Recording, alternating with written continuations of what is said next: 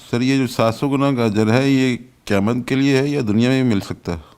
جی یہاں قیامتی کا ذکر ہے، کیونکہ یہ مضمون یہ چل رہا ہے کہ اللہ کے ہاں اجر ضائع نہیں ہوگا، اللہ کے ہاں آپ کا مال ضائع نہیں ہوگا، تو اس وجہ سے سارا سیاق و سباق آخرت کے پہلو سے ہی۔ جی وعلیکم السلام۔ سر یہ جمہوریت کے حوالے سے سوال ہے کہ جو اس کے حق میں جو ایک آیت بیان کی جاتی ہے سورہ شورا کی، تو اس آیت سے جو موجودہ جمہوریت ہے ہمارے ہاں، اس میں دو سوالات ہیں اصل میں۔ ایک تو یہ کہ اگر سیاق و سباق میں دیکھا جائے تو اس آیت میں اہل ایمان مخاطب ہیں کہ وہ اپنے معاملات میں اپنے مشورے سے طے کرتے ہیں، جبکہ ہمارے ہاں جمہوریت میں تو جو غیر مسلم ہیں ان کا بھی ووٹ لیا جاتا ہے اور ان کے ووٹ کی حیثیت وہی ہے جو مسلمانوں کے ووٹ کی ہے۔ تو پھر اس آیت کا اس جمہوریت پہ یعنی اس طریقے پہ اس اطلاق نہیں ہو سکتا۔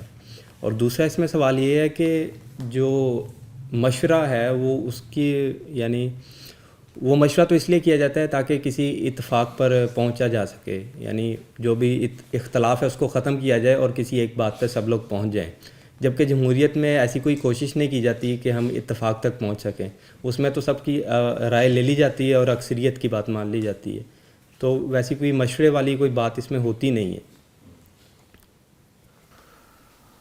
دیکھیے پہلی بات یہ ہے کہ سورہ شورا کا حکم کیا ہے۔ اس سورہ کے بارے میں دو بڑی باتیں ہیں جو سمجھنی چاہیے۔ ایک مضمون یہ ہے اس کا کہ یہ ہجرت سے پہلے اگر اتری ہے تو مدینہ میں جو کچھ مسلمان کرنے جا رہے تھے ان کو مخاطب کر کے کہا گیا ہے کہ مدینہ میں جب تم پہنچو تو یہ کام کرنے ہیں تم نے۔ تو اس میں امرہم شورا بینا کا بھی معنی اس اعتبار سے اگر آپ دیکھیں گے تو پھر بعض مفسرین ہیں جن میں میرے استاد بھی شامل ہیں، انہوں نے اس کے معنی لیے ہیں کہ ان کا نظام جو ہے وہ مشورے پر چلتا ہے۔ اگر آیت کے یہ معنی ہے کہ ان کا نظام مشورے پر چلتا ہے تو مومن ہوں یا کافر ہوں یا نام کے مسلمان ہوں، اللہ کا حکم یہی ہے کہ نظام مشورے پر چلنا چاہیے۔ تو پھر وہ ایمان سے فرق نہیں پڑتا، پھر یہ کہ جو بھی اللہ کا حکم ماننے والے ہیں وہ اپنے نظام کو مشورے سے چلائیں گے، ٹھیک ہے۔ اب رہ گیا مشورہ کیا ہے، تو مشورے میں صحیح مشورہ یہ ہوتا ہے کہ میں کام کرنے سے پہلے آپ لوگوں سے مشورہ کر لوں کہ بھئی کیا کرنا چاہیے۔ مثال کے طور پر ہم اگر وقت بدلنا چاہتے ہیں اس پروگرام کا یا دن بدلنا چاہتے ہیں تو جو مستقل شرکاء ہیں ان سے مشورہ کیا جائے کہ بھئی کیا ٹائم رکھا جائے، تو یہ مشورہ ہوگا۔ ایک مشورہ یہ ہوتا ہے کہ میں نے پہلے ڈیسائیڈ کر لیا ہوا ہے اور میں آپ لوگوں سے تائید چاہتا ہوں یا تصویب چاہتا ہوں، یہ بھی مشورہ ہوتا ہے۔ یہ بھی مشورہ ہوتا ہے کہ ہم کوئی رائے لینے کا ہاتھ کھڑا کر لیں یا پرچیاں ڈال لیں کہ بھئی بتاؤ کتنے لوگ اس حق میں ہیں، تو ہم نے ہاتھ کھڑے کر لیے، یہ بھی مشورہ ہے۔ بات میں نے بتائی ہے، آپ لوگوں سے پوچھا کہ بات کیا ہے، میں نے کہا جی یہ پانی ادھر رکھنا چاہیے کہ ادھر رکھنا چاہیے، تو جو جاتے ہیں ادھر رکھیں ہاتھ کھڑا کر دیں، تو بس۔ حالانکہ یہاں پر بھی ہو سکتا ہے، یہاں پر بھی ہو سکتا ہے، کہیں اور بھی رکھا، تو ہو سکتا ہے کہ آپ لوگوں کی رائے یہ ہو کہ نہیں پانی یہاں ہونا ہی نہیں چاہیے، فرض کر لیں تو، لیکن میں نے بس اتنا ہی مشورہ مانگا ہے کہ ادھر رکھنا ہے کہ ادھر رکھنا ہے، ٹھیک ہے۔ تو یہ مشورے سارے ہی مشورے ہیں، اس میں کوئی ایسا مسئلہ نہیں ہے۔ البتہ یہ کہ بدنیتی اگر آدمی کی ہو تو اس کے باوجود وہ کلاس یہیں رکھے گا، کلاس اگر کہہ بھی دے کہ ادھر رکھنا ہے تو ادھر رکھ لے گا، وہ بدنیتی اپنی جگہ پہ ہے۔ اب دوسرے پہلو سے اس حکم کو دیکھیے تو وہ یہ ہے کہ ہر مسلمان کو یہ نصیحت کی ہے اللہ تعالیٰ نے کہ اپنے تمام امور کو وہ مشورے سے کرتے ہیں۔ جہاں پر بھی دو لوگ اکٹھے ہو جائیں گے، جہاں پر بھی، تو وہ باہمی مشورے سے چلیں گے۔ اگر ہجرت کے پس منظر سے سورہ شورا کو نکال دیا جائے تو پھر اس کا مطلب ہے کہ میں مثال کے طور پر شادی کرتا ہوں، میں اور میری بیوی ایک گھر بن گئے، تو اب میں اپنی بیوی کے مشورے سے، بیوی میرے مشورے سے گھر چلائے گی، ٹھیک ہے۔ میں نے یہاں دفتر میں آگے کام کرتا ہوں تو میرا کوئی باس ہے، میرے کوئی ساتھی ہیں، تو میں دفتر کے کاموں میں ان سے مشورہ کروں گا، تو ہر کام پھر مشورے سے ہوگا۔ تو اللہ تعالیٰ یہ چاہتے ہیں کہ بندہ مومن ڈکٹیٹر نہ بنے، اپنے تمام کام وہ مشورے سے کرے۔ ہمارے ہاں توہم پرستی بڑی ہوتی ہے، جی کسی سے بات کر دی کہ میں یہ کرنے والا ہوں تو نظر لگ جائے گی، وہ خدا کے ہاں ایسا کچھ نہیں ہے، آپ کو مشورہ کرنا۔ نبی کریم صلی اللہ علیہ وسلم جیسی ہستی کو کہا گیا ہے کہ شاورہم فی الامر، منافقین کے بارے میں بات کہی جا رہی ہے کہ یہ جتنا مرضی آپ سے لڑے، ناراض ہوں، کچھ ہوں، غلط مشورے دیں، آپ ان سے مشورہ کرتے رہیے، ٹھیک ہے نا. تو نبی کریم صلی اللہ علیہ وسلم کو مشورے کی کیا ضرورت ہے؟ ذہین ترین، لائق ترین، سمجھدار ترین آدمی، ان کو کہا جا رہا ہے کہ آپ منافقین سے بھی مشورہ کرتے رہیں گے، شاورہم فی الامر. تو مشورہ کرنا مومن کی بنیادی صفات میں سے، نیکی کی صفات میں سے. وہ زبردستی کرنے والا نہیں ہوتا، وہ لوگوں کے اوپر دھونس جمانے والا نہیں ہوتا.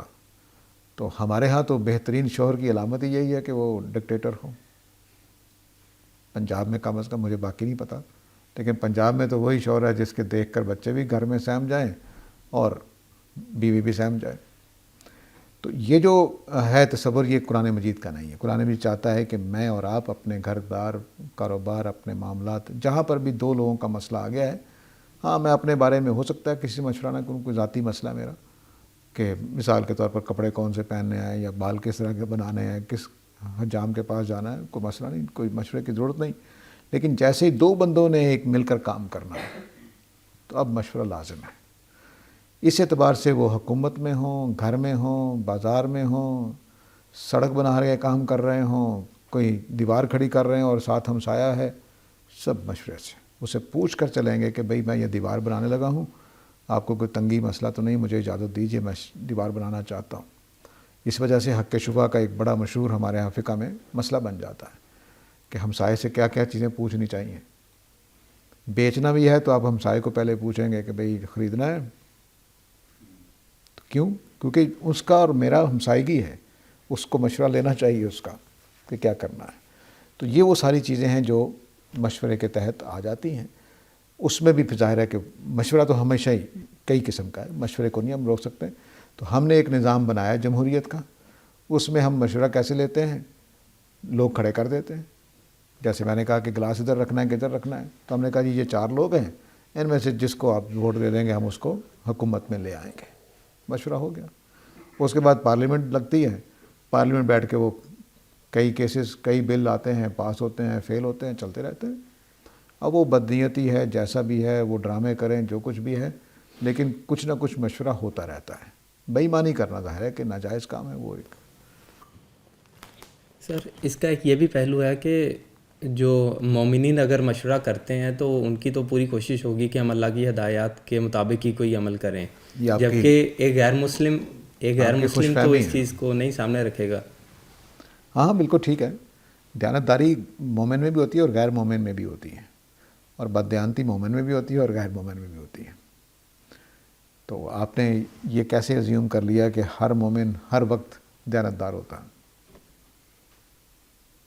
اور یہ کیسے خیال کر لیا کہ غیر مومن ہر وقت بد دیانت ہوتا؟ بلکہ اس وقت تو صورتحال یہ ہے کہ ہمارے اوپر کوئی اعتبار نہیں کرتا، غیر مسلموں پر زیادہ اعتبار کر رہے ہیں لوگ. تو اس لیے مشورے میں انسان کو انسان سمجھنا چاہیے، اور وہاں یہ نہیں ہے کہ غیر مسلم سے مشورہ نہیں کیا جائے گا، کہیں بھی نہیں. سر مکتب فراہی کی جو اتمام حجت والی رائے ہے، اس میں جو اہل کتاب سے جزیہ لیا جاتا ہے تو اس کو ان کے ساتھ یعنی اتمام حجت کے معاملے میں خاص کر دیا جاتا ہے کہ اس وجہ سے لیا جاتا تھا. لیکن اگر یہ اسی وجہ سے تھا تو پھر اہل کتاب کے ساتھ جب یہ معاہدہ کیا گیا ہے جزیہ لینے کا تو اس کی کوئی مدت متعین کرنی چاہیے تھی، کیونکہ نئی نسل آ جانی ہے بعد میں، تو جن پر اتمام حجت ہوا ہے انہوں نے ظاہر ہے فوت ہو جانا ہے، لیکن اس کی کوئی مدت متعین نہیں کی جائی. وہ تو یعنی بغیر مدت کے تھا، یعنی وہ لیا ہی جانا تھا، ان کے بعد ان کی نسلوں سے لیا جانا تھا. تو اس کو آپ کیسے دیکھتے ہیں؟ اچھا سوال ہے. دیکھیے اتمام حجت کے 3-4 درجے ہیں، ان 3-4 درجوں کے اعتبار سے بات قیامت تک چلتی رہنی ہے. ایک درجہ یہ ہے کہ نبی کریم صلی اللہ علیہ وسلم نے قریش مکہ پر اتمام حجت کیا ہے. اس کی سزا یہ ہے کہ بچے بچے کو مار دیا جائے گا. ٹھیک ہے. دوسرا جو آپ نے اتمام حجت کیا ہے وہ مدینہ کے اور خیبر کے اہل کتاب پر اور یمن کے اہل کتاب پر کیا ہے.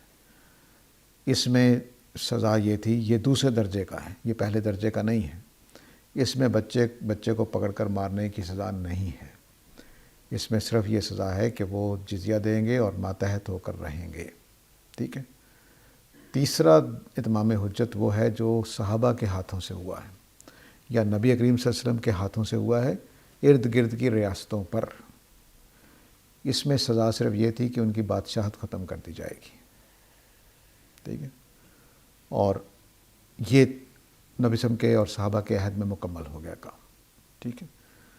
اب آگے بڑھے، فقہا کا زمانہ آیا، فقہا نے آگے سے کہا جی کہ ہم جو اہل کتاب کے ساتھ معاملہ ہوا ہے وہی باقی قوموں کے ساتھ کریں گے، تو جزیہ اس معنی میں قیامت تک چلتا رہنا ہے کہ مثلا ہندوستان پاکستان میں ہماری حکومت ہے تو ہم جو عیسائیوں سے لیتے ہیں، پرانی اصطلاح ٹیکس لیتے ہیں نا عیسائیوں سے اور ہندوؤں سے، تو پرانی اصطلاح کے مطابق وہ جزیہ ہے، اور مجھ سے جو ٹیکس لیا جا رہا ہے اس اسلامی اصطلاح کے مطابق وہ زکوٰۃ ہے۔ تو اس اعتبار سے جزیہ تو قیامت تک چل سکتا ہے، لفظ بول رہے ہیں آپ نے، نہ بولیں، اس سے کوئی فرق نہیں پڑتا، ٹیکس کا ہم کہہ رہے ہیں تو ٹھیک ہے، ٹیکس ہو گیا اب۔ تو اب وہ جو اہل کتاب پر جو اتمام حجت ہوا ہے اور جو ارد گرد کی قوموں پر ہوا ہے وہ قیامت تک کے لیے ہوا ہے، وہ منقطع نہیں ہوا۔ ان دونوں کے لیے بچے بچے کو کافر مومن نہیں کرنا، ہم نے بچے بچے کو سزا نہیں دینی ہے، لیکن قیامت تک یہ بات واضح ہے اب کہ نبی کریم صلی اللہ علیہ وسلم آئے تھے، اللہ کے رسول تھے اور انہوں نے اتمام حجت کر دیا تھا۔ اس بات کو اگر آپ نے سمجھنا ہے تو اس وقت بھی جو نبی کریم صلی اللہ علیہ وسلم پر کتابیں لکھی جا رہی ہیں ویسٹ میں، وہ اس پر کافی گواہی آپ کو دے دیں گی کہ نبی کریم صلی اللہ علیہ وسلم ایک مسئلہ ہے تاریخ انسانی کے لیے۔ وہ کوئی ایسا نہیں ہے کہ ساجد حمید پیدا ہوا اور فوت ہو گیا، ایسا نہیں، علامہ اقبال پیدا ہوا اور فوت ہو گیا، ایسا نہیں۔ یعنی کوئی شخص ایسا مرکزی بتا دیجئے کہ جس کے لیے سازشیں سب سے زیادہ نہ ہو رہی ہوں، جس کے گرانے کی کوششیں سب سے زیادہ نہ ہو رہی ہوں، جس پر تنقید سب سے زیادہ نہ ہو رہی ہو، ایک شخص بتا دیجئے، کوئی بھی نہیں۔ تو جس کو جتنی زیادہ اہمیت دی جائے گی اس کا مطلب ہے اتنا ہی بڑا مسئلہ ہے وہ ایک کمیونٹی کے لیے۔ تو نبی کریم صلی اللہ علیہ وسلم ایک ایسی ہستی ہیں جن کا اتمام حجت مسئلہ بنا ہوا ہے دنیا کے لیے، یہ اتمام حجت قیامت تک چلتے رہنا ہے۔ اس لیے لوگ اس کے خلاف، آپ کے خلاف بھی لکھ رہے ہیں، آپ کا یعنی مجھے بتا دیجیے کہ حضرت عیسیٰ کے خلاف، حضرت عیسیٰ بھی تو نبی ہے نا، کوئی اس طرح کا وابلہ، حضرت موسیٰ نے اس سے زیادہ سخت جہاد کیا جتنا نبی صاحب نے کیا ہے، یعنی اپنی ہی قوم کے 6000 لوگوں کو ایک ہی دن میں ذبح کیا جنہوں نے بچڑے کو معبود بنا لیا تھا، 6000 لوگوں کو، بائبل میں لکھا ہوا ہے، ایک ہی دن میں 6000 لوگوں کو ذبح کیا ہے، باپ نے بیٹے کو، بیٹے نے باپ کو، کوئی تنقید نہیں، کیونکہ ان کی اتمام حجت تاریخ کے ایک دائرے میں ہو کر ختم ہو چکی ہے۔ نبی کریم صلی اللہ علیہ وسلم کی اتمام حجت قیامت تک کے لیے مسئلہ بنی ہوئی ہے، تو اس اتمام حجت کے اعتبار سے وہ چیزیں چلتی رہتی ہیں، وہ نسل در نسل قیامت تک چلنی ہے۔ البتہ وہ جو 3 گروپ میں نے بنائے ہیں ان کے لیے سزائیں اپنے زمانے میں ختم ہو گئی۔ اب جزیہ ٹیکس کے طور پر چلتا رہتا ہے، کیونکہ ہمارے فقہا نے بھی، اور غالباً ابوبکر صدیق یا عمر کے زمانے میں، اب مجھے پرانا پڑا ہوا ہے تو ذہن میں صاف نہیں ہے، کہ اس زمانے میں یہ اجتہاد کیا گیا تھا کہ جو غیر مسلم ہیں باقی ساری دنیا میں، وہ قریش کے ساتھ جوڑنا ہے ان کو کہ اہل کتاب کے ساتھ جوڑنا ہے۔ تو ایک لفظ بولا گیا کہ یہ سارے کے سارے شبہ اہل کتاب ہیں، کہ تمام دنیا کے غیر مسلم کے ساتھ ہم وہ ٹریٹمنٹ کریں گے جو اللہ تعالیٰ نے اہل کتاب کے ساتھ کیا، یعنی بچوں کو نہیں ماریں گے، ہاں ٹیکس لے لیں گے، ماتحت کریں گے بس۔ تو اس زمانے کا اجتہاد ہے، یہ اجتہادی چیز ہے، اس کا اتمام حجت سے تعلق نہیں ہے، جو جزیہ چلتا رہا ہے تاریخ میں۔ سر جو آپ نے ہمارے ملک کی مثال دی ہے کہ اس میں جو ٹیکس لیا جاتا ہے غیر مسلموں سے وہ جزیہ ہے، جو مسلمان سے لیا جاتا ہے وہ زکوٰۃ ہے، لیکن سر زکوٰۃ تو صاحب نصاب پر فرض ہوتی ہے، تو ٹیکس تو ہر ایک سے لیا جاتا ہے، جو غریب ہے وہ بھی چیزیں خریدتا ہے تو اس میں سے ٹیکس اسے کاٹا وہ تو جاتا ہے۔ ظلم ہے نا، وہ تو ایک الگ چیز ہے، لیکن جو ٹیکس تنخواہ پر نصاب مقرر کر کے لیا جاتا ہے کہ 50,000 سے مہینہ تنخواہ زیادہ ہو تو ٹیکس دے گا، میں اس کی بات کر رہا ہوں۔ باقی ٹیکس تو ظالمانہ طریقے سے، وہ اصل میں ماچس بنانے والے اپنا ٹیکس دینے کے لیے ہم سے ٹیکس لیتے ہیں، وہ ایک اور چیز۔ فصیح الرحمان صاحب کا سوال ہے کہ صدقے کا اجر 700 گنا زیادہ ملتا ہے، یہ دنیا اور آخرت دونوں میں ملتا ہے یا مل سکتا ہے؟ ایسی کوئی بات قرآن میں ہے؟ جی، قرآن مجید نے بتایا ہے کہ جو دنیا ہی کے لیے خرچ کرتا ہے، دنیا ہی میں فائدہ اٹھانا چاہتا ہے، اس کو دنیا میں دے دیا جاتا ہے، جو آخرت کے لیے کرنا چاہتا ہے اس کو آخرت میں ملے گا۔ لیکن درمیان کا ایک طبقہ بنتا ہے کہ جو دنیا اور آخرت دونوں کے لیے کرے، اس میں قرآن خاموش ہے، تو اس لیے میں بھی خاموش ہوں، میں نہیں بتا سکتا کہ ان کا کیا بنے گا، کہ انہوں نے دنیا کے لیے بھی کیا، اور مثال کے طور پر میں نے 10 روپے خرچ کیے اس توقع سے کہ کل میرے بچوں کو پر بھی فائدہ ہوگا، کوئی اللہ تعالیٰ کی طرف سے آ جائے گا. عام طور سے بولا ہے تو 10 دنیا 70 آخر وہ ہو جائے گا. تو اس کے بارے میں اللہ تعالیٰ نے کوئی نہیں بتایا، اس لیے میں بھی کچھ نہیں بتا سکتا. اور خدا کی رحمت سے توقع ہے کہ ان کو دنیا میں کچھ مل جائے گا، آخرت میں کچھ مل جائے گا، لیکن میں کوئی کہہ نہیں سکتا کچھ بھی. ہو سکتا ہے محروم کر دیے جائیں، ہو سکتا ہے کہ عنایت ہو جائے ان پر. سر براق چینل والوں کی طرف سے سوال ہے کہ کیا رجم کی سزا قرآن میں ہے؟ جی، قرآن مجید میں ہے رجم کی سزا.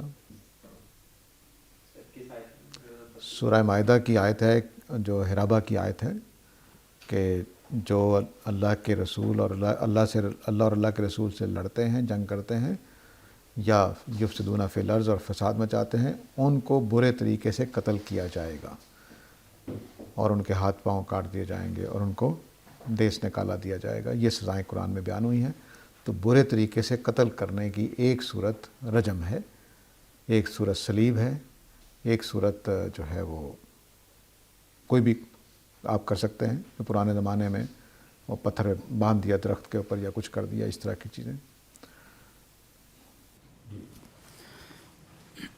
سر بعض علماء یہ کہتے ہیں کہ جو قرآن پاک میں کہا گیا ہے کہ یعنی اللہ تعالیٰ جب دلیل دیتے ہیں اور تو اس میں وہ کہتے ہیں کہ آپ پچھلی کتابوں کو اس کا حوالہ دیتے ہیں کہ جا کے وہاں پہ دیکھو، تورات میں، انجیل میں نے وہاں کچھ ایسی بات کی ہے.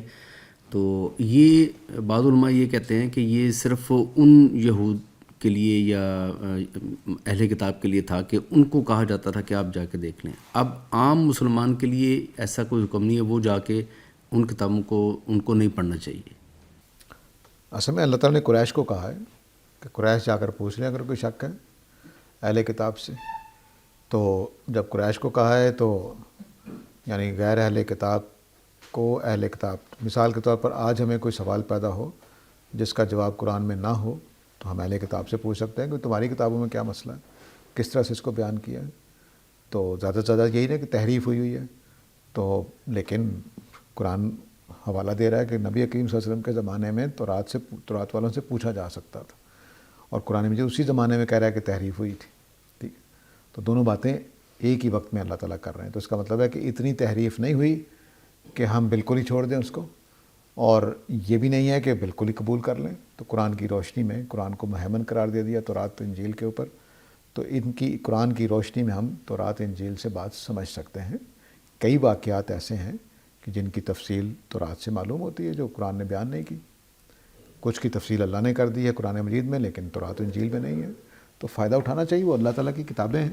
البتہ یہ کہ اہل کتاب سے پوچھنے کا مطلب کیا ہے؟ جن چیزوں میں مسئلہ ہوگا پوچھیں گے، کیوں نہیں پوچھیں گے.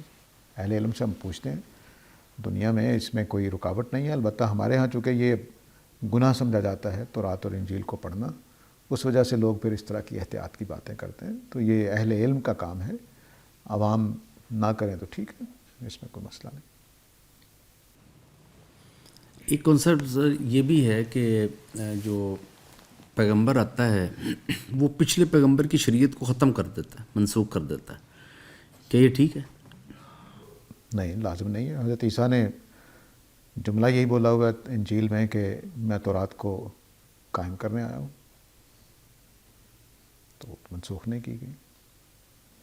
ہمارے قرآن میں کچھ شریعتیں منسوخ کی گئی ہیں کہ نئے احکام دیے ہیں تو پرانے احکام معطل ہو گئے، لیکن ایسا نہیں کہا قرآن مجید نے کہ میں پوری تورات منسوخ کرنے آیا ہوں، کہیں بھی نہیں ہے. قرآن کے الفاظ ہیں کہ میں کوئی آیت منسوخ کرتا ہوں یا کوئی نیا حکم دیتا ہوں تو یا پہلے جیسا دیتا ہوں یا اس سے بہتر دیتا ہوں کہ قرآن نے بیان کیا. ہم پڑھ چکے ہیں اس کو سورہ البقرہ میں. تو وہ تورات اور انجیل کے بارے میں تھا. پوری تورات کینسل نہیں کیا اللہ تعالیٰ نے، یہ کہیں نہیں کہا کہ میں نے پوری تورات ہی منسوخ کر دی. تو انجیل میں قانون ہے یا حکمت ہے؟ اور قانون ایک آدھ چیزیں ہیں قانونی، لیکن اصل اس کا مضمون جو ہے وہ دین کی حقیقتیں ہیں.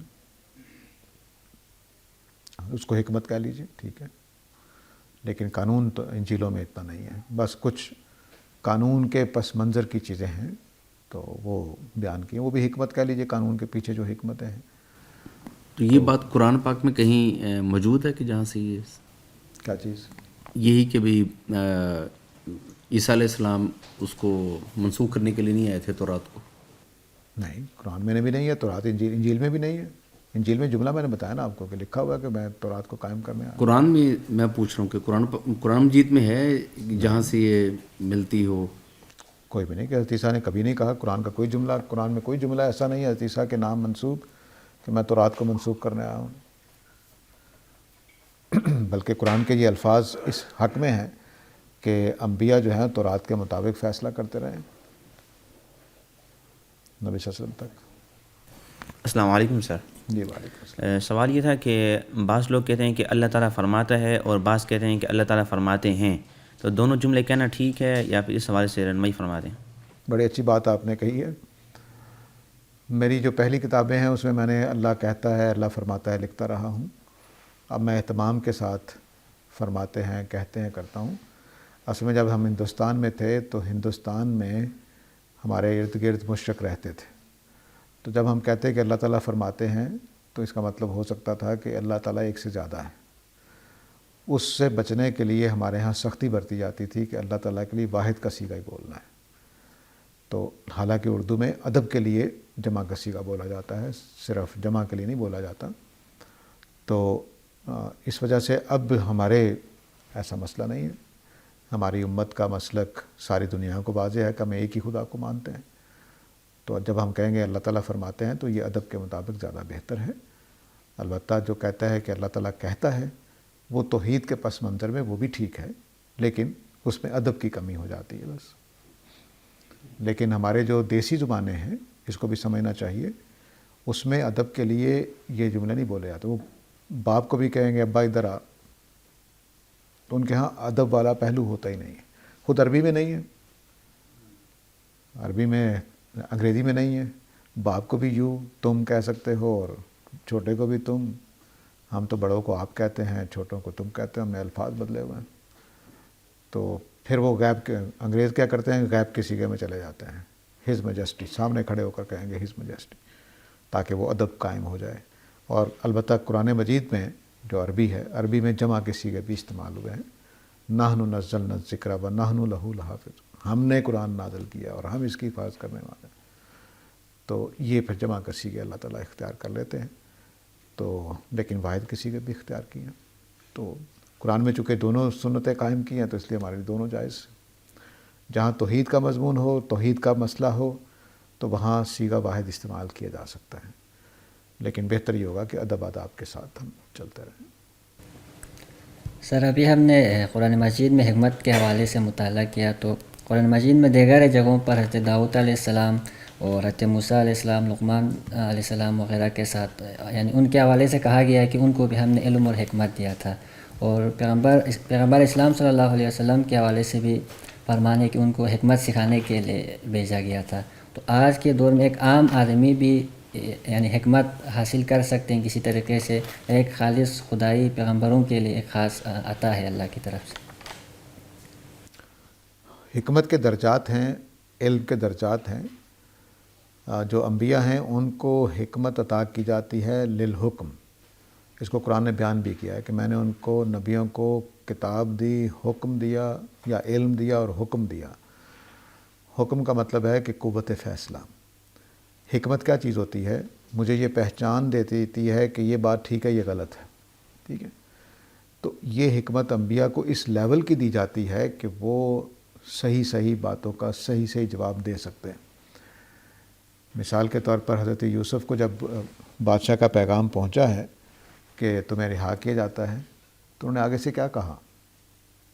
یہ نہیں کہا کہ چلو شکر الحمدللہ چلو یہ نکلو، انہوں نے کہا نہیں، پہلے خواتین کا معاملہ صاف کیا جائے۔ یہ وہ دانائی ہے، وہ حکمت ہے جو حضرت یوسف کو ملی ہوئی ہے، مجھے آپ کو نہیں ملی ہوئی۔ ہم تو ہو سکتا ہے کہ بھاگ نکلتے وہاں سے، اپنے کپڑے بھی نہ پکڑتے، چھٹی ہو گئی، جیل سے رہا ہو گئے۔ تو اس پر نبی کریم صلی اللہ علیہ وسلم نے داد دی ہے ان کو کہ میں ہوتا تو میں بھی نکل آتا، لیکن یوسف کی کیا بات ہے۔ تو اب علیہ السلام، تو اب یہ جو ہے حکمت کہ میں نے اس وقت کیا کرنا ہے، اس سوال کا کیا جواب دینا ہے۔ تو اب نبی کریم صلی اللہ علیہ وسلم کے پاس لوگ آتے تو آپ قرآن کی آیتیں پڑھ دیتے ہیں۔ یہ وہ جو دانائی ہے کہ اس وقت میں نے کیا کرنا ہے، کیا جواب دوں، کون سی آیتیں پڑھ کے سناؤں، یہ ہمیں بھی ملا ہوتا ہے لیکن ہمیں تھوڑا ملا ہوتا ہے. تو انبیاء کو ایک اعلیٰ درجے کا ملا ہوتا ہے. تو ان کو حکمت عطا ہوئی ہوتی ہے جس کی وجہ سے وہ ان کو حکم حاصل ہوتا ہے کہ وہ فیصلہ قوت فیصلہ یا فیصلہ کن بات کر سکنے کے لائق قابل ہوتے ہیں. اور ان کو کتاب و شریعت بھی اور حکمت اس معنی بھی ملتی ہے کہ دین کی پوری سمجھ ان کو ملتی ہے. ہم جو ہیں وہ ایک دانائی ہماری وہ ہے جو فلسفے کی کتابوں میں پڑھی ہوتی ہے، اس کو پڑھ کے وہ دانائی ہم سیکھ سکتے ہیں. ایک دانائی وہ ہے جو دین کی کتابوں میں ہوتی ہے. یہ کتاب و سنت میں دونوں میں ہمیں مل سکتی ہے، نبی کریم صلی اللہ علیہ وسلم کے اقوال میں اور قرآن مجید میں. ان دونوں میں ہمیں وہ دانائی ملتی ہے جو اسلام کی دانائی ہے. اسلام کی یہ دانائی اتنی سمپل بھی ہے، اتنی صاف بھی ہے، اتنی واضح بھی ہے کہ ہر آدمی کو سمجھ آ سکتی ہے. لیکن جو فلسفیانہ دانائی ہوتی ہے بس وہ فلسفیوں کو سمجھ میں آتی ہے، وہ میں آپ سمجھنے میں مشکل محسوس کر سکتے ہیں. تو آپ دونوں دانائیاں سیکھ سکتے ہیں. انبیاء جو فلسفیانہ دانائی ہوتی ہے اس کو ہاتھ بھی نہیں لگاتے کیونکہ وہ پھر الجھاوے پیدا کرتی ہے، وہ ترددات پیدا کرتی ہے، وہ کوئی فیصلہ کن جگہ پہ انسان کو نہیں رہنے دیتی کیونکہ اس میں عادت یہ پڑ جاتی ہے کہ آپ ہر چیز پر سوال قائم کرتے ہیں، ہر چیز کو اکھاڑ کر پھینکنا چاہتے ہیں، ہر چیز کا تجزیہ کرنا چاہتے ہیں، جبکہ یہ کلام خدا کی طرف سے حقیقتوں کو بیان کرنے کے لیے آیا ہوتا ہے. اس لیے اس میں تجزیاتی چیزیں نہیں ہوتی ہیں. بس بتا دیا گیا ہے کہ اللہ ہیں، بتا دیا گیا کہ فرشتے ہیں، بتا دیا گیا کہ اللہ نے وحی نازل کی کتابیں ہیں. ان کو آپ نے صرف آپ ہاں یہ بات ہوگی یہاں پر کہ ہم یہ کیسے بتائیں کہ نبی کریم صلی اللہ علیہ وسلم سچے رسول ہیں. یہ قرآن مجید بتائے گا آپ کو. اب آپ نے سچا رسول مان لیا تو بس اب آگے آپ کو ان کی باتیں ماننی ہیں. اب ان باتوں کے ماننے سے ایک دانائی پیدا ہوتی ہے جو مسلمانوں میں آج نظر نہیں آتی لیکن ہمارے قدیم مسلمانوں میں نظر آتی تھی. ان کی شرافت، ان کی حکمت، ان کی دانائی. نبی کریم صلی اللہ علیہ وسلم کا یہ جملہ آج مجھے کہیں نظر نہیں آتا کہ مومن کی فراست سے ڈرو. آج مومن کے پاس فراست ہی نہیں ہے تو ڈرنا کیا؟ وجہ کیا ہے کہ قرآن سے ہم کٹ گئے، نبی کریم صلی اللہ علیہ وسلم سے کٹ گئے. تو ہم نے تو بس مولویوں کی باتیں سنتے ہیں اور مانتے ہیں، میرے جیسے لوگوں کی باتیں سنتے ہیں اور مانتے ہیں. تو قرآن کے ساتھ جڑیں گے، نبی کریم صلی اللہ علیہ وسلم کے ساتھ جڑیں گے تو وہ دانائی مجھ تک پہنچے گی، ورنہ وہ دانائی حاصل نہیں ہوتی جو بندہ مومن کی فراست ہے. تو مومن کی فراست آج تو مجھے کہیں نظر نہیں آتی، مار ہی کھا رہے ہیں ہر طرف سے. تو آج کل تو یہ جملہ بولنا پڑتا ہے کہ مومن کی مار سے بچو جو اس کو پڑھ رہی ہے. سر قرآن مجید میں ذکر کا لفظ کئی مقامات پر آئے اور خود قرآن مجید کے لیے بھی ذکر کا لفظ استعمال ہوا ہے. لیکن ایک آیت ہے فَاسْأَلُوا أَهْلَ الذِّكْرِ إِن كُنتُمْ لَا تَعْلَمُونَ. جو اہل تصوف والے ہیں وہ یہاں پر اہل ذکر سے مراد اپنے جو گول دائرہ لگا کے مخصوص انداز میں ذکر کرتے ہیں وہ ان کو مراد لیتے ہیں. تو یہ قرآن مجید میں تحریف ہوگا، تعویل ہوگا یا اس کی کیا حقیقت ہے؟ بس تعویل کہیے، تفسیر ہی کہیے کہ قرآن مجید کا ذکر ہے تو قرآن مجید والوں سے پوچھو یہ مطلب کیوں نہیں اس کا. تصوف کے لیے تو کہیں ذکر کا لفظ نہیں آیا، قرآن کے لیے تو آیا نا. تو اس آیت کے سادہ صاف معنی یہ کیوں نہیں لیے جا سکتے؟ تو ویسے سیاق و سباق بتاتا ہے کہ وہ اہل کتاب کے لیے آیا ہے. لیکن بہرحال اگر آپ ان کو نہیں اہمیت دینا چاہتے کہ ان سے جا کر پوچھنا ہے جیسے انہوں نے سوال کیا تھا، تو کم از کم قرآن والوں سے پوچھیں. تو امت اسلامیہ مراد ہے، جو قرآن کے علماء ہیں ان سے مراد ہے. تو ذکر کا مطلب تورات ہے وہاں میں. سر قرآن مجید میں جگہ جگہ پر عقل استعمال کرنے کی طرف زور دیا گیا ہے، اور اگر ہم سائنس کے پوائنٹ آف ویو سے دیکھیں تو سائنسی جو جتنے بھی چیزیں ہوتے ہیں وہ مشاہدات اور تجربات اور عقلی بنیادوں پہ ہمیں سمجھ آ جاتی ہے. لیکن جو کریشن اور ایولیوشن کا جو کنسیپٹ ہے اس میں جو ایولیوشن کی جو تھیوری ہے اس کو یعنی عقل کے بنیادوں پر سمجھا جاتا ہے. اور اس پہ قرآن کیا کہتا ہے کہ وہ ایولیوشن والا تھیوری صحیح ہے یا قرآن مجید کچھ اور کہتا ہے؟ پہلی جو بات آپ نے کہی ہے مقدمے کے طور پر، وہ بات ہمارے ہاں غلط فہمی پیدا کی گئی. عقل کے کام کرتے تھے معتزلہ اور علم کلام والے، سائنس عقل پر نہیں چلتی ہے. یہ پتہ نہیں کیوں غلط فہمی پیدا ہو گئی ہے. سائنس چلتی ہے تجربے اور ٹیسٹ پر، عقل پر نہیں چلتی، وہ حواس پر چلتی ہے. عقل اس میں جزوی طور پر استعمال ہوتی ہے. مثال کے طور پر میں ڈاکٹر کے پاس جاؤں تو وہ مجھے کہے کہ تمہیں ملیریا ہو گیا ہے اور ساتھ ایک ٹیسٹ لکھ دے گا کہ ملیریا کا ٹیسٹ کرا لو، تو عقل پہ تو بس اس کو ٹیسٹ کی ضرورت نہیں ہے۔ میں اس کی مثال دیا کرتا ہوں کہ یہ جو پلیٹ سی ہے چھوٹی سی، اس کی لمبائی کتنی ہے عقل سے بتائیے ذرا، 2 انچ ہے 2.5 انچ ہے، اس کا جو یہاں سے لے کر یہاں تک ریڈیس ہے 2 انچ ہے کہ 2.5 انچ ہے، عقل سے بتائیے۔ 2.5 ہے۔ اور تو ہم 5 روپے کا ایک سکیل لا کر لگائیں گے، ایگزیکٹ بتا دیں گے۔ تو اہمیت عقل کی ہوئی کہ 5 روپے کے سکیل کی؟ سائنس یہی ہے، وہ ٹیسٹ سے بتائیں گے کہ ایسا ہو گیا ہے، وہ تجربے سے بتائیں گے کہ ایسا ہو گیا ہے، وہ آپ کی عقل پر نہیں چھوڑتے۔ تو سائنس عقل پر نہیں چلتی، ڈیٹا اور اس کے انالیسس پر۔ تو ڈیٹا باہر سے لیتے ہیں ہم حواس سے، اور انالیسس ذرا عقل سے کرتے ہیں، لیکن وہ بھی معلومات کی روشنی میں۔ خالی عقل وہاں بھی نہیں ہے۔ خالی عقل صرف افلاطون کے فالوورز میں پائی جاتی تھی، خالی عقل۔ وہ سمجھتے یہی تھے کہ عقل کے پاس پورا علم ہے، حواس غلطی کرتے ہیں، دماغ غلطی کرتے ہیں، صرف عقل کے پاس علم ہے۔ تو وہ جب معتزلی پیدا ہوئے تو وہ عقل سے کام لیتے تھے۔ تو اس زمانے میں ہمیں کہنا شروع کیا کہ عقل سے کام نہیں لینا چاہیے، نقل سے کام لینا، نقل کا مطلب قرآن و سنت، تو قرآن و سنت کو ماننا چاہیے، عقل سے کام نہیں لینا چاہیے۔ وہی بات چلی آ رہی ہے، اور آج سائنس کی باتوں کو بھی ہم نے عقلی کہنا شروع کر دی۔ یہ مادی باتیں ہیں، ٹھوس باتیں ہیں۔ سورج چڑھا ہوا ہے، ایسے ہی وہ کہتے ہیں کہ یہ کام ہو گیا ہے۔ اب آ جاتے ہیں ایوولوشن تھیوری کی طرف۔ ایوولوشن تھیوری میں واقعتاً ایک بہت بڑا حصہ عقل پر مبنی ہے، وہ ڈیٹا پر مبنی نہیں ہے۔ مثال کے طور پر کسی سائنسدان نے آج تک یہ لیب میں ثابت نہیں کیا، نہ قدرتی طور پر کسی جگہ یہ ہوتے دیکھا ہے کہ ایوولوشن ہوتے ہوتے ایک نئی سپیشیز پیدا ہو گئی ہو۔ یعنی ابھی مثلا میں انسان ہوں، لیکن میرے گھر میں کوئی اگلا انسانی شکل پیدا ہو گئی ہو، نہیں دیکھا۔ یہ نہیں دیکھا تو اس کا مطلب ہے کہ اب ہم نے کیا کیا، جو ہمارے پاس ڈیٹا تھا اس کے جو گیپس تھے ان کو فل کیا ہے۔ اوہو ایوولوشن ہو گئی۔ اب میں بتاتا ہوں کیا ہوا۔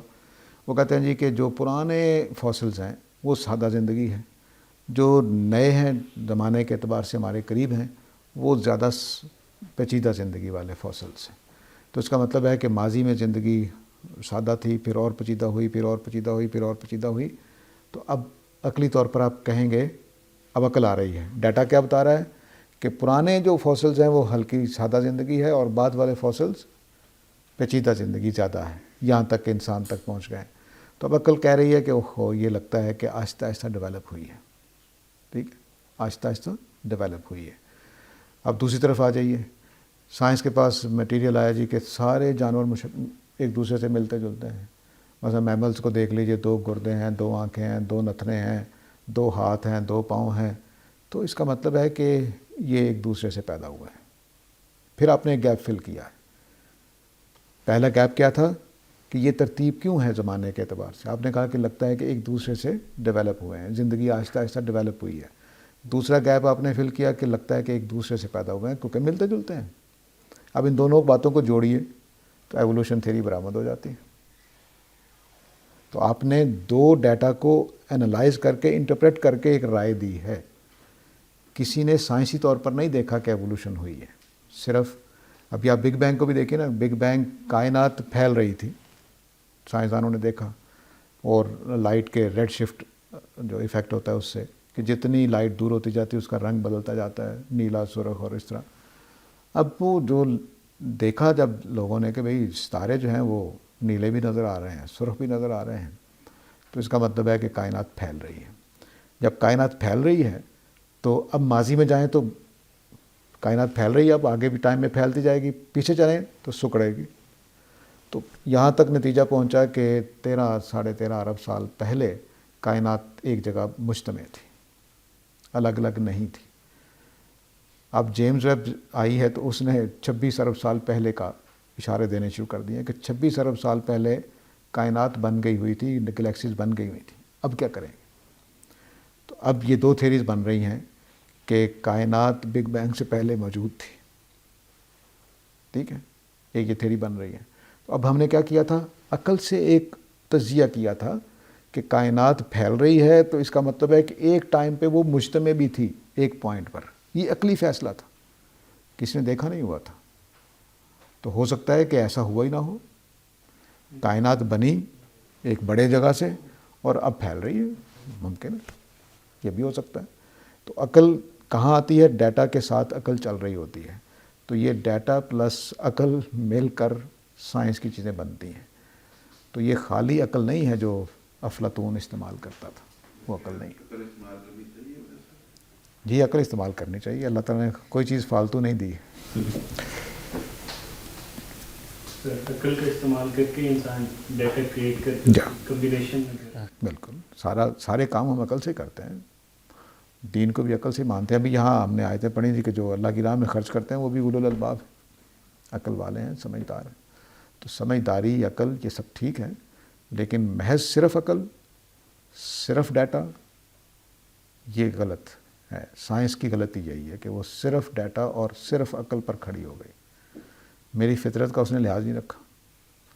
میری فطرت میں حسن ہے, ذوق ہے, شاعری کا ذوق ہے. میں سارے انسانوں کی بات کر رہا ہوں, اپنی نہیں کر رہا.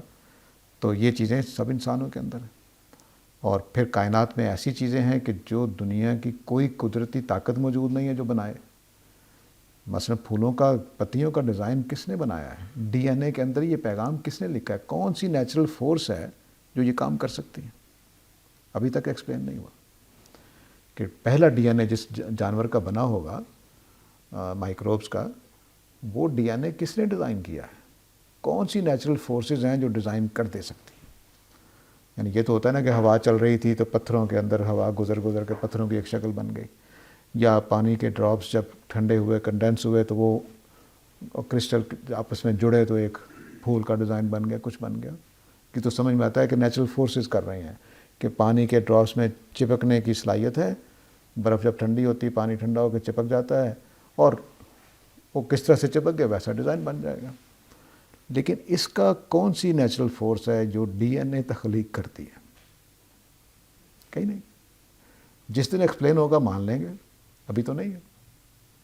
تو ایک فار فیچ بات ہے, پتہ نہیں ہوگی کہ نہیں ہوگی, کہ کر سکتے ہیں کہ نہیں کر سکتے. کون سی نیچرل فورسز ہیں؟ یعنی جتنے تجربات ہیں لیب میں زندگی کریٹ کرنے کے, وہ ناکام ہیں.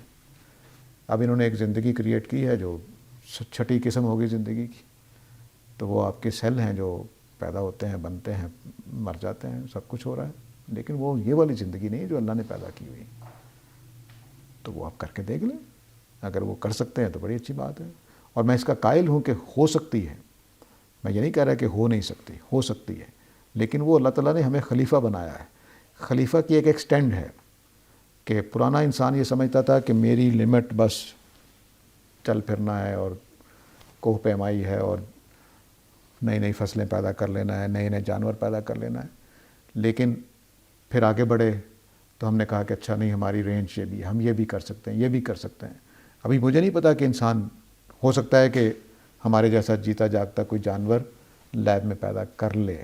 میں اس کا انکار نہیں کرتا, کیونکہ خلیفہ ہونے کا مطلب یہ ہے کہ اس دنیا میں ہمیں کوئی قوتیں دی گئی ہیں. وہ کہاں تک دی گئی ہیں وہ مجھے نہیں بتایا گیا. تو ہو سکتا ہے ہم زندگی پیدا کر لیں, لیکن زندگی پیدا کرنے سے ثابت ہو جائے گا کہ یہ ذہانت کے بغیر نہیں ہو سکتی, خود بخود نہیں ہو سکتی. میرے اور یعنی انسانوں جیسی کوئی قابل مخلوق چاہیے اس کو پیدا کرنے کے لیے. نیچرل فورسز ثابت نہیں کر سکیں گے کہ نیچرل فورسز نے بنائی ہے. تو بڑا اچھا کسی نے بنایا ہوگا کہ لیب میں بیٹھ کے ایک بہت بہترین سائنسدان بیٹھ کے زندگی تخلیق کرتا ہے, کہتا لو جی خدا کے بغیر میں نے ثابت کر دیا کہ پیدا ہو گئی. وہ اپنا انکار کر کے کہہ رہا ہے. اپنا کیسے انکار کرتے ہیں؟ میں نے لیب میں بیٹھ کے بنائی ہے, میں نے. وہ کہتا ہے خدا کے بغیر بن گئی. تو سائنسدانوں کے بغیر زندگی جس دن بن گئی, سائنسدان بیچ میں کوئی انوالو نہ ہو, تو مان لیں گے کہ خدا کے بغیر بن گئی. تو اس طرح سے جو جو دلائل ہوتے ہیں وہ بس ایسے ہوائی سی چیزیں ہوتی ہیں. سچی بات ہے کہ ایوولوشن صرف گیپس کا علم ہے, کہ گیپس فل کیا گیا ہے. ایوولوشن اس سے زیادہ کچھ نہیں ہے. اور یہ ان لوگوں کی میں بات کر رہا ہوں جنہوں نے ایوولوشن کو ماننے کے حق میں کتابیں لکھی ہیں. ان لکھا کہ ہم نے جب دیکھا کہ یہ اس طرح سے ہو رہا ہے تو اب اس کے سوا کوئی چارہ نہیں ہے ہمارے پاس کہ ہم یہ مانیں کہ زندگی ڈیولپ ہوئی ہے، اور پھر دوسرے ڈی این اے وغیرہ کی مشابہت سے پتہ چلا کہ ایک دوسرے سے پیدا ہوئی ہے، 2 گیپ فل کیے تو ایوولوشن کی تھیوری بن گئی ہے۔ نہ یہ کسی نے دیکھا کہ پرانی جو زندگی ہے، جو فاسلز ہیں وہ کیوں نہیں پورے مل رہے، پیچیدہ لائف کیوں نہیں مل رہی۔ اس طرح کیمبرین پیریڈ جو ہے وہ ایکسپلین نہیں ہوتا۔ کیمبرین پیریڈ میں اس سے پہلے زندگی بہت تھوڑی ہے، بہت ہی سمپل ہے، اور کیمبرین پیریڈ میں ایسے ہے کہ جیسے اسپیشیز کی بوچھاڑ ہے، ایکسپلین نہیں ہوتا،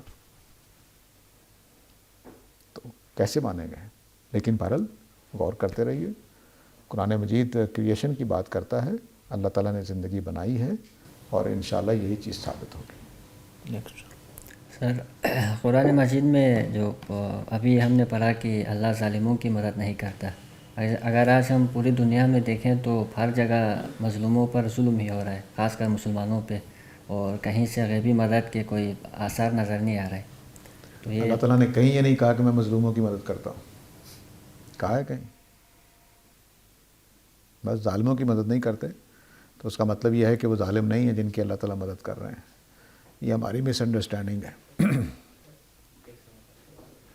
وہ صحیح کر رہے ہیں، ہم بیوقوف ہیں، ہم مظلوم ہیں، ہم جاہل ہیں، اس لیے مار پڑ رہی ہے، وہ ظالم نہیں ہیں۔ ہمیشہ یاد رکھیے، میں نے دھیمے لفظوں میں کئی دفعہ کہا ہے کہ فلسطین کا کیس ہمارے لیے عبرت کا کیس ہے۔ اللہ تعالیٰ بتا رہے ہیں کہ تمہاری پوزیشن کیا ہے میری نظر میں۔ ایک ٹینک کو بھی کیڑے نہیں پڑ رہے، ایک توپ بھی فائر کرنے سے باز نہیں آ رہی ہے۔ کیوں؟ تو بجائے اس کے کہ ہم بیٹھ کے ترس کھاتے رہیں، اپنا جائزہ لینا چاہیے کہ کیا وجہ ہے کہ خدا کی نصرت ہمارے لیے نہیں آ رہی ہے۔ تو ظالم ہم ہیں، اس لیے اللہ تعالیٰ ہمارا ساتھ نہیں دے رہے۔ تو آیت کا مطلب جو ہے وہ دوسروں کی طرف نہ لے جائیں، اپنی طرف لے کر جائیں۔ ہم ظالم ہیں، ہم نے خدا کی بات کو فراموش کیا ہے، ہم نے اخلاقی اصولوں کو فراموش کیا ہے، ہم نے ایک نیکی کے نام پر دھوکے دیے ہیں، ہم سب سے زیادہ فراڈ کرنے والے ہیں، ہم سب سے زیادہ معاہدے توڑنے والے ہیں۔ اس کے بعد کہیں کہ اللہ تعالیٰ ظالموں کی مدد کرتا ہے، تو وہ کہاں سے ظالم ہو گئے؟ پہلے نمبر کے ظالم ہم ہیں۔ میں دھیمے لفظوں میں جب بھی انہوں نے سوال پوچھا ہے یہی کہتا رہا ہوں، لیکن آج آپ نے جس پہلو سے بات کی ہے تو اس میں بالکل واضح ہے، فلسطین کی سزا ہمارے ظلموں کی سزا ہے۔ بس یہ شکر ہے کہ اللہ نے ابھی ایک حصے کو پکڑا ہے، باقی غلامی ہے صرف ابھی۔ اس طرح کی سزا ہو سکتا ہے اور جگہوں پر بھی آ جائے، کیونکہ ہم ظالم ہیں، اس میں کوئی شبہ نہیں۔ ظالم یہ نہیں کہ لوگوں پر ظلم کر رہے ہیں، ظالم کا مطلب ہے جو جہاں ظالم سے بحث آیا ہے کہ ہم نیکی پر نہیں ہیں، اخلاق پر نہیں ہیں، معاہدات پر نہیں ہیں۔ ہم ادھر معاہدہ لاہور کر رہے ہوتے ہیں، ادھر کارگل میں حملہ کر رہے ہوتے ہیں، تو اس کے بعد ظالم دنیا ہے، ہم نہیں ہیں۔ پاکستانی ہوں یا غیر پاکستانی مسلمان ہوں، ایک ہی پٹی پڑی ہوئی ہے کہ ہم بہترین امت ہیں۔ نہیں، ہم ظالم امت ہیں، اس وقت ہم ظالم ہیں۔ اپنا تجزیہ کرنا لازم ہے، وگرنہ خدا کی مار پڑتی رہے گی۔ اور مجھے اب دور دور تک آثار دکھائی نہیں دیتے کہ کوئی ایک لیڈر بھی ایسا ہو جو پکڑ کے ہمیں جھنجھوڑے کہ دیکھو فلسطین میں کیا ہو رہا ہے۔ سارے کے سارے اسرائیل کو گالیاں دے رہے ہیں، ٹھیک ہے ضرور دیجئے، لیکن اسرائیل کو یہ موقع کس نے دیا ہے؟ خدا نے۔ اور خدا کہتا ہے کہ میں ظالموں کی مدد نہیں کرتا، تو کیوں ہو رہی ہے پھر ان کی مدد؟ اس کا مطلب ہے کہ وہ کم ظالم، ہم زیادہ ظالم ہیں۔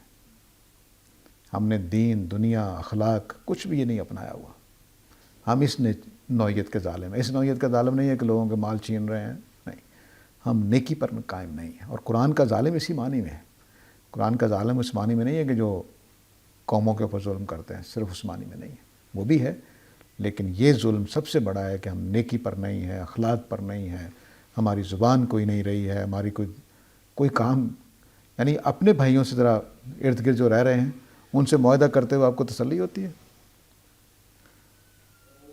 کہ میں اس کو اپنا پیسہ پکڑا رہا ہوں تو بچا رہے گا۔ ہمارا وہ حالت تھی ایک زمانے میں، یہ ملیشیا کی کتابوں میں واقعات لکھے ہوئے ہیں کہ ایک عرب پورا ہندوستان کراس کر کے ملیشیا جاتا تھا، اور ملیشیا کے لوگ ان کو ہندوستان میں اپنے رشتہ داروں کے پیسے پکڑا دیتے تھے کہ آپ جاتے ہوئے فلاں صاحب کو دے دیجیے گا، فلاں بندرگاہ پہ آپ کو مل جائے گا، پہنچ جاتے تھے۔ اب تو یہ مسئلہ، تو اس ظالم امت کے ساتھ اللہ تعالیٰ ابھی بڑی نرمی کر رہا ہے۔ معذرت چاہتا ہوں لیکن بہرحال حقیقت یہی۔ السلام علیکم سر۔ سر میرے کوشچن پچھلے تھریڈ میں جس میں یہ بات بتائی گئی تھی کہ جو پرانی کتابیں تھیں انجیل زبور، اس میں ایک تو امینڈمنٹس ہو چکی ہیں، دوسرا وہ منسوخ ہو چکی ہیں۔ اب کوئی عام قاری ہے کیا وہ ڈائگنوز اس کو کر سکتا ہے، اس کو دیکھ سکتا ہے کہ اس میں کیا امینڈمنٹ ہوگی، اسے پڑھنا چاہیے یا نہیں پڑھنا چاہیے؟ اور اسی میں یہ کہ اس کی ضرورت کیوں پیش آئی، مطلب کچھ احکامات کوئی آپ اگزامپل دے کے بتا سکیں کہ وہ منسوخ ہو گئے اور بعد میں اگلی آنے والی کتاب میں اس میں بتایا گیا کہ اس میں اب یہ ایسے نہیں ہوگا اور ایسے ہوگا، تو اس کی کیا مثال بنے گی؟ بڑی اچھی بات ہے جی۔ دیکھیے پہلی بات یہ ہے کہ قرآن سے بھی واضح ہے اور خود یہ اہل کتاب بھی مانتے ہیں کہ ہماری کتابیں اوریجنل ورژن نہیں ہیں، بلکہ اس میں بہت کچھ تبدیل ہو گیا ہے اور وہ ہر صدی میں تبدیل کرتے رہتے ہیں۔ ابھی جو انجیل کے جو نیو ٹیسٹامنٹ ہے اس کے جو ورژن چھپتے ہیں اس میں بھی بہت ساری تبدیلیاں خود میری زندگی کے زمانے میں ہوئی ہیں۔ یعنی ایسی بائبل بھی آ گئی ہے جس میں خدا کے لیے شی استعمال ہوا ہے، ٹھیک ہے، کیونکہ وہ فیمنسٹ موومنٹ کے نتیجے میں اب خدا کا بھی جینڈر متعین کرنا ضروری تھا، تو اب شی کے سیغے میں اللہ کو پکارا گیا ہے۔ اسی طرح جہاں جہاں مسلمانوں نے کام کیا تورات میں نبی کریم صلی اللہ علیہ وسلم کے لیے پیشین گوئیوں کے لیے، تو ان پیشین گوئیوں کے ورڈنگ چینج کی گئی ہے۔ مثلا ایک حضرت موسیٰ کی پیشین گوئی تھی کہ تمہارے بھائیوں میں ایک رسول آئے گا، تو بھائیوں میں آنے کا مطلب ہے کہ بنی اسرائیل کے بھائی کون ہیں؟ بنی اسماعیل، حضرت اسماعیل کے خاندان سے، تو انہوں نے وہاں تبدیل کر دیا ہے کہ تمہارے اندر سے ہی آئے گا۔ اس طرح کی تبدیلیاں وہ کرتے رہتے ہیں، تو تحریفات تو بالکل واضح ہیں۔ اب ہمیں کیا کرنا ہے؟ جو ہمارا جو ریڈر ہے، کیا وہ بائبل تورات انجیل وغیرہ کو پڑھے کہ نہ پڑھے؟ تو وہ اگر قرآن کی روشنی کے ساتھ پڑھے تو پڑھ سکتا ہے، اس میں کوئی گناہ کی بات محسوس نہیں ہوتی، لیکن اگر قرآن کی روشنی کے بغیر پڑھے گا تو پھر غلطی کے امکانات ہیں، کچھ چیزیں غلط سمجھ جائے، یا کیونکہ اس میں کہانیاں بھی اپنی طرف سے ڈالی گئی ہیں، کچھ اس طرح کی چیزیں بھی ہیں۔ اب دوسرا پہلو کیا تھا سوال کا؟ سر کوئی اگزامپل ایسی کہ اگزامپل جو ہے، دیکھیے قرآن مجید نے جتنے بھی احکام، جتنے بھی مثال کے ہم سزاؤں کو لے لیتے ہیں، جتنے بھی جرائم ہیں وہ وہی ہیں جو تورات اور انجیل میں ہیں، اور جتنی عبادات قرآن و سنت میں ہیں وہی تورات اور انجیل میں ہیں، لیکن تبدیلی کیا ہوگی کہ نماز کا طریقہ بدل جائے گا۔ مثال کے طور پر ہم سورہ فاتحہ پڑھتے ہیں اور قرآن پڑھتے ہیں، وہ اپنی تورات پڑھتے ہیں قرآن میں، یا کوئی دعائیں پڑھتے ہیں، تو اس طرح کی تبدیلی ہو جائے گی۔ اسی طرح طلاق کے قانون میں تبدیلی ہے، اسی طرح غلامی کے قانون میں تبدیلی ہے۔ وہ 3 وغیرہ کا تصور وہاں نہیں ہے، اور پھر یہ ہے کہ کس طرح طلاق کس طرح سے دی گئی، اس طرح کی تفصیلات ہیں۔ اور اسی طرح غلامی کے قانون میں فرق ہے، ہمارے ہاں غلام تدریس سے آزاد کیے گئے، ان کے ہاں اور حکم ہے۔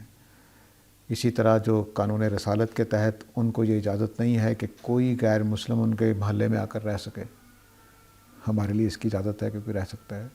عربوں کے لیے صرف یہ حکم دیا گیا کہ لا یجتمع فیہ دینان، اب سرزمین عرب میں 2 دین اکٹھے نہیں ہو سکتے، لیکن یہ نہیں روکا گیا کہ کوئی یہودی آ کر 2-4 دن کے لیے رہ کر چلا جائے، یا کوئی ایسا نہیں روکا گیا۔ تو اس طرح سے کافی سختی ہے وہاں پہ، ہمارے ہاں نرمی ہے۔ اسی طرح قربانیوں کا قانون ہے، ہمارے لیے صرف ایک قربانی رکھ دی گئی ہے اور وہ بھی نفلی ہے، جبکہ ان کے لیے بہت زیادہ قربانیاں تھیں، بیٹا ہوا ہے تب قربانی ہے، شادی ہوئی ہے تب قربانی ہے، اس طرح کی چیزیں تھیں۔ قبلے کی تبدیلی تو مشہور شریعت ہے ہمارے ہاں، کہ ان کے لیے قبلہ جو تھا وہ بیت المقدس بن گیا ہوا تھا۔ شروع میں قبلہ ان کے لیے حضرت موسیٰ کا وہ صندوق تھا جس میں آپ کی چیزیں تھیں، پھر بیت المقدس بن گیا۔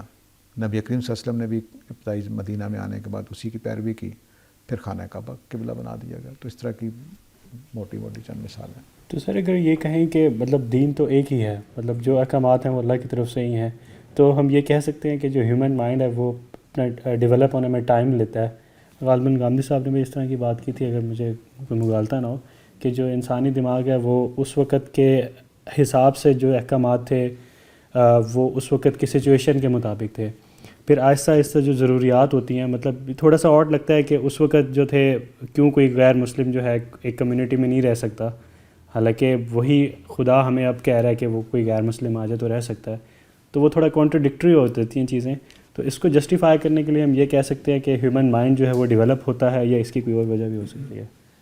ہاں، جو رسالت کے قانون کے پہلو سے بات ہے کہ غیر مسلم ان کے محلے میں نہیں آ سکتا، اس کی وجہ یہ ہے کہ ان کو اللہ تعالیٰ خرابیوں سے بچانا چاہتے. وہ ہر ہمسائے سے غلط باتیں سیکھ لیتے تھے. وہ ایسی قوم میں گئے جہاں بچڑے کو خدا بنایا تو انہوں نے بچڑا خدا بنا لیا. یہ وجہ سے ان کو سختی زیادہ کی گئی. لیکن قانون دونوں کے لیے ایک ہی ہے کہ اس میں ان کے علاقے میں دو دین اکٹھے نہیں ہوں گے، لیکن ان کے لیے سخت بھی کر دیا گیا. ٹھیک ہے، ایک تو یہ وجہ تھی کہ ان کی قوم ان کے اندر ہی خرابی تھی ایسی کہ وہ ٹھیک ہوتے ہی نہیں تھے. دوسری وجہ یہ ہوتی ہے کہ جو ہماری سویلائزیشن ہے، یا ہمارا جو کہہ لیجئے کہ تمدن جس کو ہم کہتے ہیں، یا ہمارا رہن سہن جو ہے وہ بدل جاتا ہے. تو مثال کے طور پر ہمارے ہاں قربانیاں کم کیوں ہوئیں؟ کیونکہ اللہ کو پتہ تھا کہ شہر بن جانے ہیں بڑے بڑے، اور ہر موقع پر قربانی ناممکن ہو جانی ہے. ابھی ہمیں بڑی عید پر قربانی کرنی پڑتی ہے تو اندازہ یہ ہے کہ بازار اسپیشل لگانے پڑتے ہیں، پتہ نہیں کیا کچھ ہوتا ہے، پھر بھی مسائل ہوتے ہیں. اور بعض ملکوں میں مثال امریکہ وغیرہ میں ہوتا ہے کہ ہم اپنے گھر میں قربانی نہ کر سکیں. تو اللہ کو یہ معلوم تھا، اس لیے تمدن کی اس تبدیلی کے لحاظ سے بس ایک دن مقرر کر دیا کہ تم، یا حج کے موقع پر کر دیا کہ حاجی جو ہے وہ کرے. تو اس طرح سے تمدن کی وجہ سے بعض چیزوں میں نرمی یا سختی، لیکن قربانی رکھی ہے. قربانی عبادت ہے، وہ منسوخ نہیں ہوئی. تو دین کا جو یہ حصہ ہے کہ عبادتیں وہی کی وہی ہیں، اس کی کوئی اپلائیڈ فارم میں نرمی ہو گئی یا سختی ہو گئی یا اس کی کوئی طریقہ بدل دیا، تو یہ سویلائزیشن کی ڈیولپمنٹ کے لحاظ سے رکھا گیا ہے. البتہ جو انسانی ذہن کی ڈیولپمنٹ ہے اس میں مجھے بہت سارے علماء سے، سائنسدانوں سے اختلاف ہے. میرے استاد نے کبھی یہ بات نہیں کہی، لیکن بعض جگہوں سے جھلک سکتا ہے کہ وہ یہ سمجھتے ہوں، لیکن ایسا نہیں ہے. انسانی ذہن جیسا پہلے تھا ویسا ہی ہے، صرف اتنا فرق ہوتا ہے کہ معلومات کے اعتبار سے اس کی سوچ بدل جاتی ہے. جیسے میں بھی اسی زمانے میں جی رہا ہوں جس زمانے میں مثلا فرض کر لیجیے آپ کی اور میری عمر برابر ہو، تو آپ کے گھرانے نے اور آپ کے فیلڈ آف لائف نے آپ کو مختلف ذہن والا بنایا ہے مجھ سے. میں عام طور سے مثال دیا کرتا ہوں حکیم کی اور ڈاکٹر صاحب کی. حکیم کے پاس آدمی پیٹ کے درد کے ساتھ جائے تو کہے گا یار تم گاجریں کھاؤ، یہ کھاؤ اور بس یہ پرہیز کرو. ڈاکٹر کے پاس جائے گا، کہے گا یہ انفیکشن ہو گیا، اینٹی بایوٹک کھاؤ اور ٹھیک ہو جاؤ. ٹھیک ہے، دونوں نے ایک ہی مرض کا علاج کیا ہے مختلف معلومات کی روشنی میں. ایک کے نزدیک انفیکشن ہوتا ہے، دوسرے کے نزدیک انفیکشن کا نام ہی نہیں ہے. ٹھیک ہے، تو انفیکشن ہوتا ہے، یہ میں نے اپنے علم کی بنیاد پر، ڈاکٹر نے اپنے علم کی بنیاد پر، یہ تو ذہن ڈیولپ نہیں ہوا، علم مختلف ہے اس کے پاس، ذہن وہی ہے. تو اس حکیم صاحب کو بھی ڈاکٹری پڑھا دیں تو وہی باتیں کرنی شروع کر دیں گے. تو ہمارے پاس جو علم ڈیولپ ہوا ہے، تو آپ کہہ لیجئے کہ دو چیزیں ڈیولپ ہوتی ہیں، ایک سویلائزیشن اور ایک نالج. اس وجہ سے انسانوں کے رویے، انسانوں کی سوچ بدل جاتی ہے. انسان کی صلاحیت وہی ہے. وہ پرانا انسان بھی، افلاطون نے، یہ فلسفی کہتے ہیں، میں فلسفے کا طالب علم نہیں، ہلکا پھلکا پڑھا ہے، کہ جتنے سوالات عقل اٹھا سکتی تھی افلاطون نے اٹھا دیے ہوئے ہیں. کوئی نئے سوال کا اضافہ نہیں ہو سکا افلاطون کے سوالوں میں. تو کب کا ہے؟ حضرت عیسیٰ سے 350 سال پہلے کا. تو انسان کا ذہن اسی معیار کا تھا افلاطون کا جس معیار کا آج آئنسٹائن کا ہے. لیکن آئنسٹائن کے پاس معلومات ڈیفرنٹ تھی جو افلاطون کے پاس نہیں تھی. میرا یقین ہے کہ اگر افلاطون آئنسٹائن کی جگہ ہوتا تو شاید وہی باتیں کرتا جو آئنسٹائن کر رہا تھا. تو ذہن وہی ہے، صلاحیت وہی ہے. معلومات کی وجہ سے میرے فتوے، میری باتیں، میرے نظریات، میرے رویے بدل جاتے ہیں، میرے سٹینڈز، میری پوزیشنز بدل جاتی ہیں صرف معلومات کے فرق پڑنے سے. تو میں مذہبی آدمی اور ایک غیر مذہبی آدمی، میرے کلاس فیلو دیکھیں، ایک ڈاکٹر بن گیا میرا کلاس فیلو. میں بھی ڈاکٹر بننے کے لیے داخلہ لیا تھا لیکن بھاگ آیا غامدی صاحب کے اثر کی وجہ سے. تو وہ ڈاکٹر بن گیا، اب وہ ڈاکٹری والی باتیں کرتا ہے. وہ ایک دن مجھے ملا 20-25 سال کے بعد، وہ ساجد تو اسرا ہی ہے، بس وہاں سے اس نے باتیں شروع کیا. وہ ڈاکٹری کے پہلے 5-10 منٹ ملا مجھے سڑک کے کنارے, بس وہی باتیں کر رہا ہے, اور میں اگر ملتا کس سے جا کر تو میں اپنے طریقے سے باتیں کرتا. تو فرق کیا پڑا ہے, میری زندگی کا میدان میں نے دوسرا چن لیا. تو بس اتنی ڈیولپمنٹ ہے. آپ میری جگہ بیٹھ جائیں, یہی آپ کو غامدی صاحب مل جائیں جوانی والے جن سے ہم نے پڑھا ہے, اور آپ یہاں بیٹھ کے پڑھنا شروع کر دیں تو آہستہ آہستہ. ہاں ایک چیز جو ہے وہ ہمیشہ یاد رکھیے کہ میرے پاس فطری طور پر اور خارجی طور پر کچھ چیزیں ہیں جو انسانوں کو فرق پیدا کر دیتی ہیں. میرا مزاج اور آپ کا مزاج, یعنی بالکل میرے والے آپ کو حالات ملیں اور فرض کر لیجیے صلاحیت بھی وہی ہے جو میرے والی ہو, لیکن آپ کا مزاج کی وجہ سے آپ مختلف انسان بنیں گے.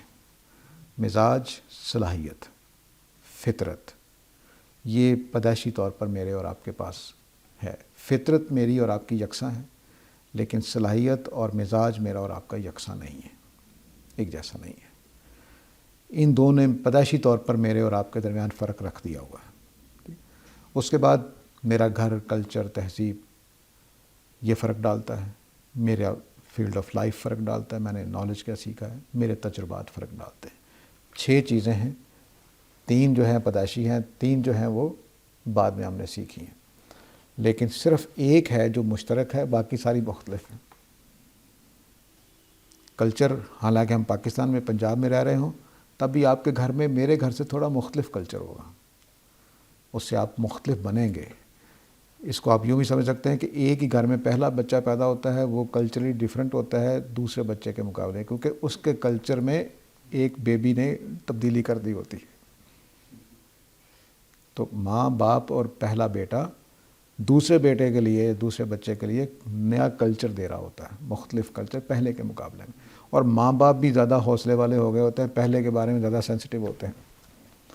تو پہلے بچوں کو دیکھیں عام طور سے تھوڑے سے سادہ طبیعت کے ہوں گے, دوسرے بڑے تیز ہوں گے. تو یہ وجہ کیا ہے کہ ماحول ان کو, ماں باپ کی زیادہ توجہ, زیادہ مہربانی ہے اس کے اوپر ہوتی ہے, لیکن وہ اس کی وجہ سے ذرا سادہ رہ جاتا ہے. ہر جگہ نہیں ہے, کہیں کہیں شریف بچے بھی ہوں گے. تو یہ جو صلاحیت, مزاج اور فطرت, یہ پیدائشی چیزیں ہیں. کلچر, علم اور تجربات زندگی کے, یہ باہر کی چیزیں. یہ 6 چیزیں ہمیں بناتی ہیں انسان. اس لیے تمام انسان ایک ہی دماغ لے کر, ایک ہی قد کاٹ لے کر, ایک جیسا DNA لے کر مختلف ہوتے ہیں.